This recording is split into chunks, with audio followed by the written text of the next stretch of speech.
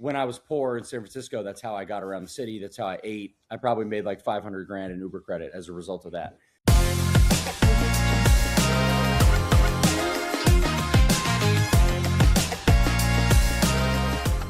Hi, welcome to Lumos Talks, powered by Blindspot, the weekly show on growth marketing, straight from the people doing the work and on the ground from some of the most amazing companies. I'm Seb Weber.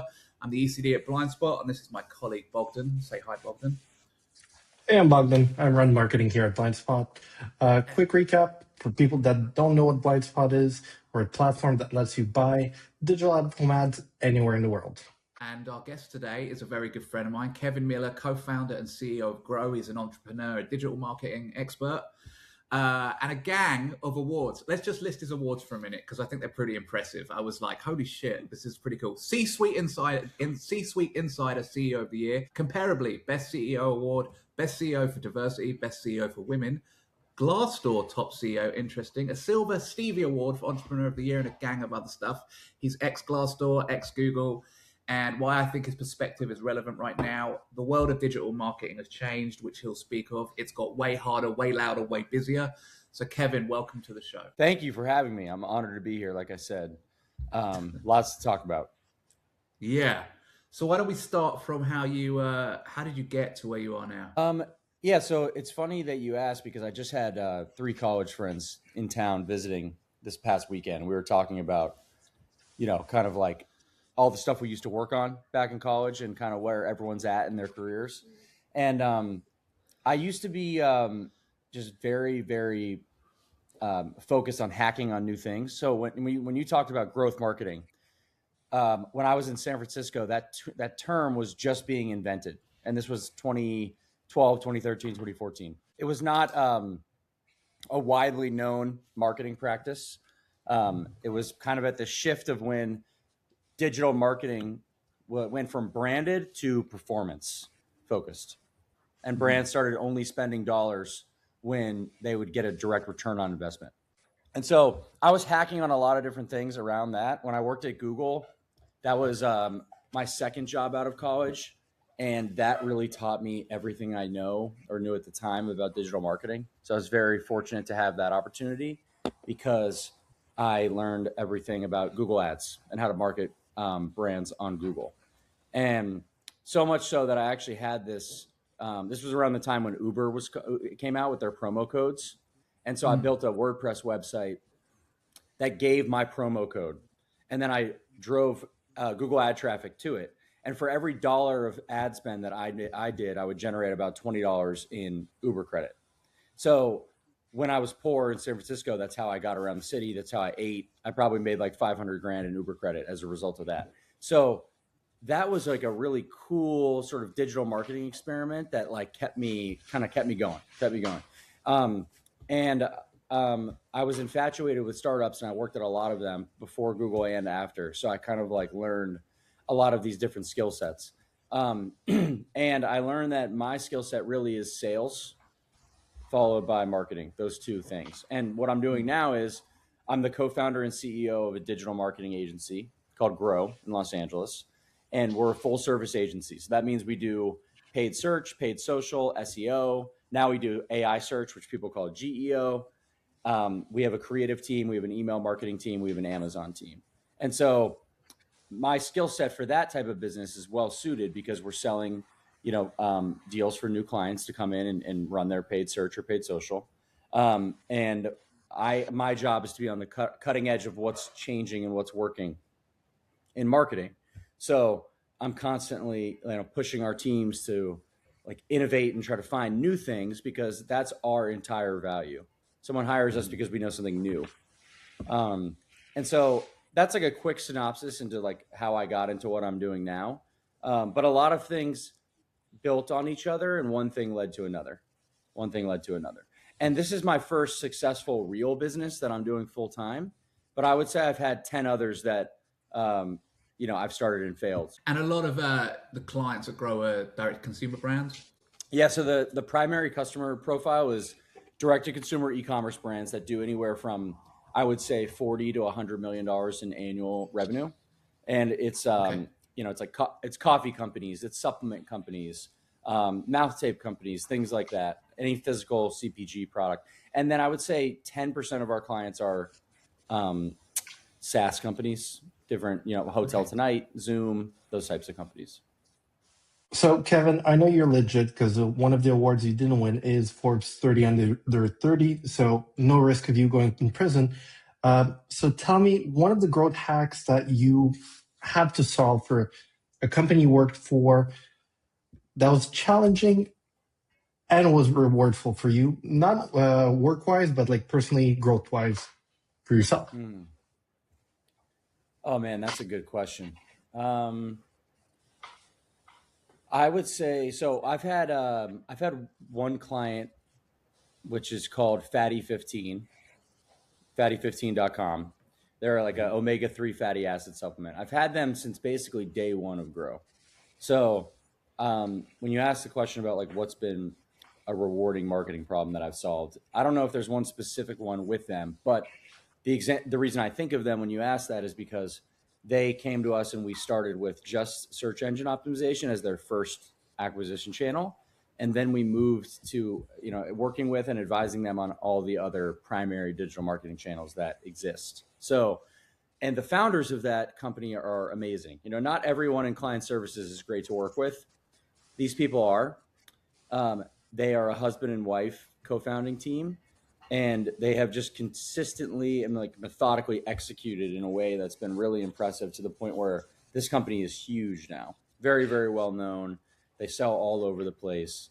And it's like been a really incredible story. They're probably going to have a very, very significant exit. And so we've just been with them since the very beginning. And so that's been extremely rewarding to see them continue to grow, continue to raise money, because it's a medical it's in the medical sort of field health supplement space. They have 30 clinical studies, which is super rare for an e-commerce company to have. So they're just like very legit. And we've just been helping them with pretty much every channel that they've worked on since the beginning. So that's the most rewarding because the owners really appreciate our help and I appreciate them and like their loyalty being a customer for so long. Do you want to give us the rundown for people that are new to this of what GEO is and how that's changing e-commerce? Yeah, so GEO is what I'm most passionate about right now. That's kind of how I reinvented our company. I mentioned a lot of different channels that we offer. Our core competency is SEO and now GEO. That's what I'm personally most passionate about in the marketing space, same with my business partner. And so essentially what we've done is we have partnered with a data platform called Profound that I think is the best on the market right now for AI visibility. So any brands listening to this, I would go to profound.com and use that as your tool to determine where your brand is showing up on AI searches. And that's across ChatGPT, Claude, Grok, every LLM that exists today. We use that data to determine what prompts people are typing into into LLMs rather. And then we write content that directly answers those questions. And we put that content on the client, on the brand's website. Right. So that's like one step of what we do to increase visibility. And then we have a team that goes out and acts as essentially a PR and affiliate team. And they go and they handle all these different citations. And we essentially get our brands written up in the news. And that's sort of step number 2. And then step number 3 is a Reddit community engagement strategy. So out of all the number one most cited domain across all LLMs is Reddit. And so through this data platform, we're able to determine which threads are most like impactful, most visible for this specific coffee brand, for example. And then we go and we participate in that community. Like we'll talk with customers, we'll engage them, we'll put up new threads that are consistent with the prompts that people are typing in as it relates to that business. And so basically it's an entirely new product that is related to SEO, but is different. There's some different, mechanics around it. But the fundamentals are essentially the same. And we're tracking total revenue coming in from LLMs and total traffic. And those are only 2 things we care about. And so our job is to continue to make sure that people that are working with us are getting more revenue and more clicks over time. That's great. So what's interesting about what you do, which is something that we've talked frequently about on this show, is Bogdan and I, we are at the opposite end of the marketing spectrum than you are. We're in the out of home. We're in the last phase of a marketing campaign, and it's something we really struggle with. We never get. We wish we were where you are. We're in the ground zero SEO all the way to paid. How do you feel? Because we believe that when we're brought onto projects at Ground One, the projects always go smoother. When we work with the digital marketing team on their out of home strategy, the results are always way more colossal for us and for them. How do you feel about how you integrate out of home on campaigns that need us, to be out in the street as well as a strong digital presence? Yeah, I do agree with you that it's typically it's typically the last channel that people integrate. The channel before that people would typically integrate is connected TV, which I think works very well. But those two are very impactful if they're running together. There's like a symbiotic relationship if like a big campaign is happening at the same time. So that's kind of how I think about integrating that. But I feel like these campaigns have a bigger role for brands that are focused on brand awareness and want to reinforce a specific marketing message, and they have the budget to do so. That's probably the most important thing is, do they have the budget to make it a material thing, and can they measure it? Which I know they can with your tools.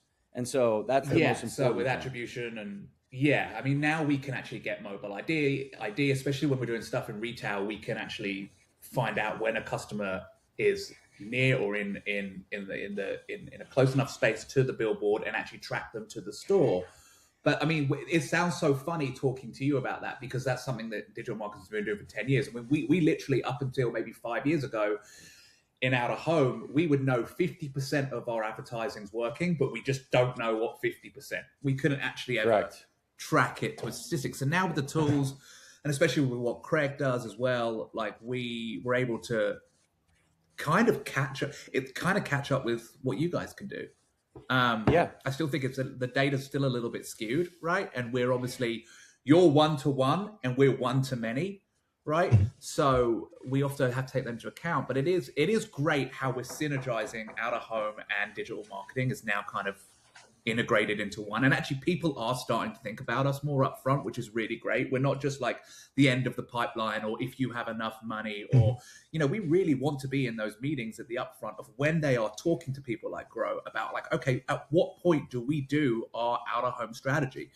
Especially because out of home is so much more than just a digital billboard. It can be charging stations. It can be taxi tops. I mean, especially in crazy places like New York, where you're fighting for space all the time, your options of what you're able to do with actually limited money is actually pretty good now. And it didn't used to be, right? No, it didn't used to be. The barrier to entry used to be so much higher in terms of how much capital it would cost to launch a campaign. That's the biggest thing that I'm most excited about in your space, is that I can actually incorporate it now. Whereas before, the minimum buy might have been $100,000 a month. Right, at least, right? And by the way, it's $100,000 a month, and we can't tell you shit about it, right? Right. If it, especially with static, that's what's so great about our focus, which is digital screens, is we're actually able to give you some attribution. We're actually able to tell you some statistics. Right. I mean, I remember literally, 2012. I rented the side of the building on Sunset Boulevard for Swedish House Mafia for $145,000 a week. Wow. This is what's great. Didn't get one report. Not one summary report. Just like, hey, it went up this date. We took it down, I think a week or 2 weeks later. Right? Nothing. And I'm like, okay, how do you tell that? How do you sell that to your client? How do you tell it's valuable? I can take pretty pictures of this side of this building, but I can't actually give you any stats. And so it's really great that we can kind of catch up with your world now and actually be able to offer customers like, hey, here's your ROI. Here's actually how many people we drove to your store. Right. But yeah, changes everything. An interesting. Hopefully. Right, I don't think brands will buy this without that now. There's just no way they could justify the expense. Because they would rather just spend the money on Meta and be able to tell everyone in their organization exactly how much money they made. Yeah. Right, which is why it's super important that we can be part of those upfront conversations with the brands. And we always know the brands that are going to work are the ones that really start considering us upfront and not thinking as out of home as the afterthought. Yep. You know, we want to be working on those plans with people like you up front, right? Because we just know that the results will be better and we can give a way better ROI. So we're going to continue with our rapid fire questions. So, Seb. All right. You're good. Rapid fire takeaways. All right, Kevin, short answers, no overthinking. One channel that you would double down on today. Go. App loving. Ooh. One metric that actually matters to you. CPM. Ooh, that's the complete total opposite of us. All right. One growth myth that you strongly disagree with. That frequency of ads, the high frequency of ads is a bad thing. I think on Meta, you can have the same ad hit 5 people and it doesn't depreciate the quality of the ad or the customer. And one piece of advice for marketers listening. Hack on AI, use Claude Code all day, every day, and keep experimenting on new things and how it can impact your company. This is changing faster than anything I've ever seen in marketing. So that would be where I'd spend my time. Awesome. All right. Kevin, thank you for coming in today, man. We really appreciate it. Thank you for having me. All right. Great to see you, bro. Great to see you too.